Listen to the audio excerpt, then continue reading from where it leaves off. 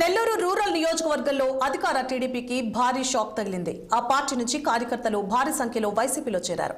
చింతారెడ్డిపాలెంలోని ఆనంద్ విజయకుమార్ రెడ్డి నివాసంలో సుమారు 200 మంది కార్యకర్తలు వైసీపీ కండువా కప్పుకున్నారు. వారిని పార్టీలోకి ఆయన సాదరంగా ఆహ్వానించారు.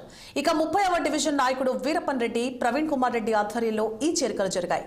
రాష్ట్ర ప్రజల్లో వైసీపీకి ఉన్న ఆదరణ చూసి అధికార కూటమిని వీడి ఫ్యాన్ పార్టీలో తాము చేరినట్లు నేతలు పేర్కొన్నారు.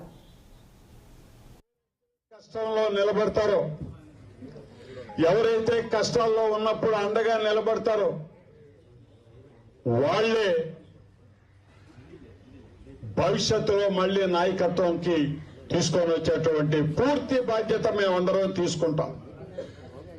ఎవరైతే ఈరోజు కార్యకర్తలుగా ఉన్నారో ఆ ద్వితీయ శ్రేణి అనండి, మూడో స్థాయిలో అనండి, ఏ భాష అయితే ఇంతకు ముందు నాయకులు మాట్లాడారో ఆ చిన్న కార్యకర్తలే మళ్లీ ఈ డివిజన్లలో అదేవిధంగా గ్రామీణ ప్రాంతాల్లో కూడా నాయకులుగా ఎదిగేటటువంటి అవకాశం ఈరోజు ఈ వైఎస్ఆర్ కాంగ్రెస్ పార్టీలో ఉంది. ఈ 4 సంవత్సరాల కాలంలో ప్రతి ఒక్కరూ కూడా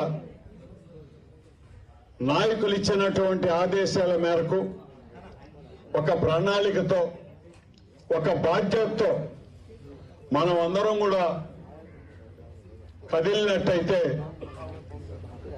ఈ పార్టీ ఉనికి ఎంత గట్టిగా ఉంది అనేది ఈ జిల్లాలోనే. కృష్ణా జిల్లా అవనిగడ్డ వంతెన